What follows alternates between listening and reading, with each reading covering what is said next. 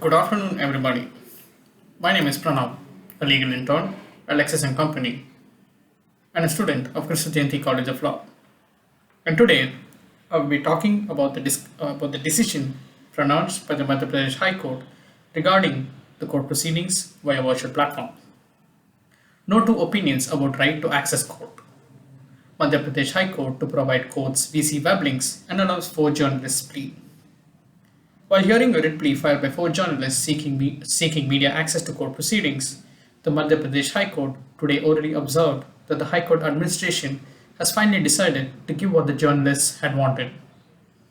A division bench of Justice Prakash Srivatsava and Justice Virendra Singh orally observed that you people have in fact assisted the court, and the E Committee of the High Court has taken a decision to provide the live web links of the hearings being conducted through virtual mode on its website.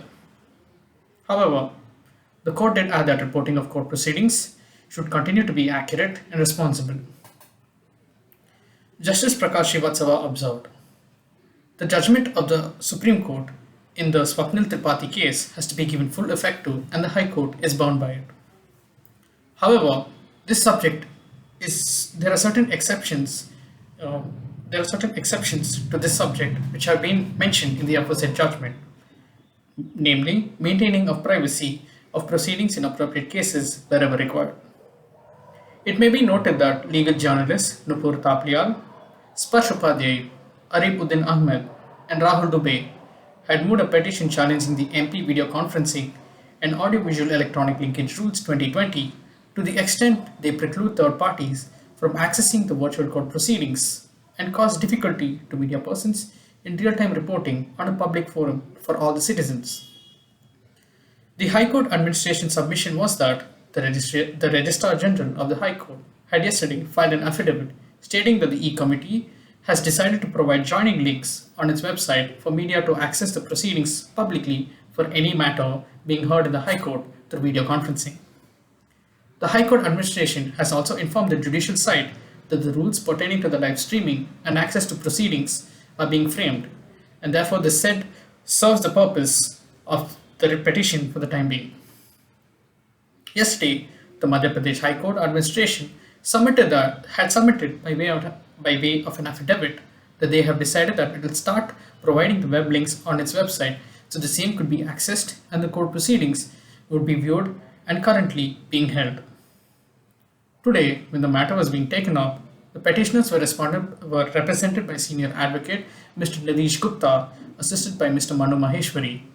At the outset, Mr. Nidhish Gupta expressed his gratitude to the High Court for establishing the path-breaking decision of the E Committee and requested the court that the said decision of the E Committee must be implemented forthwith immediately.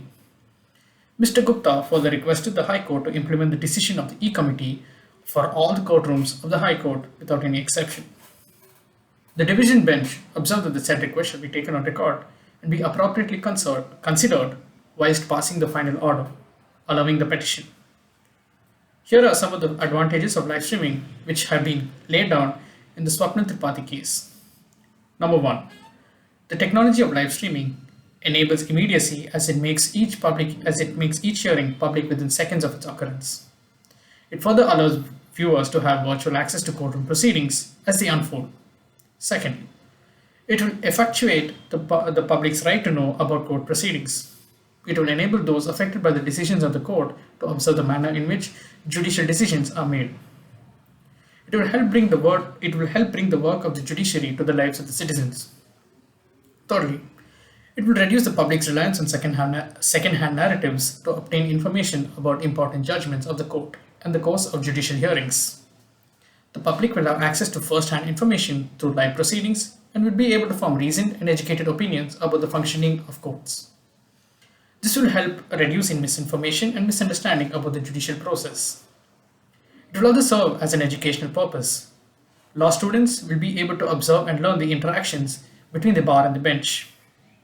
The archives will constitute a rich source for aspiring advocates to study legal advocacy procedures, interpretation of law, and oratory skills, among other things, and will further promote research into functioning of the courts. Fifthly, it will further lead to the enhancement of the rule of to the rule of law and promote better understanding of legal governance as a part of functioning of democracy. Sixthly, it will remove physical barriers to viewing court proceedings by enabling the public to view proceedings from outside the courtroom premises. This will reduce congestion, which is currently plaguing courtrooms, and the need for litigants to travel to courts to observe the proceedings of the cases. Seventhly, it will enhance the accountability of judicial institutions and all those who participate in judicial process. And lastly, sunlight is the best disinfectant. As an extension of the principle of open courts, live streaming will ensure the dissemination of information in the widest possible sense, imparting transparency and accountability to the judicial process. Importantly, the court observed, there are no two opinions about your right to access the proceedings, and we were to pronounce an interim order, which was resolved to the last day of the hearing. Since the E Committee took the aforesaid decision and the same was brought on record on behalf of the High Court establishment, therefore the matter was fixed for hearing today. The interests are being served, and it is appropriate to dispose the whole matter with the leave sought being granted to your clients. The court was also grateful to the E Committee's assistance, which was brought to the court's knowledge. With this, I come to the conclusion of the said case analysis. Thank you.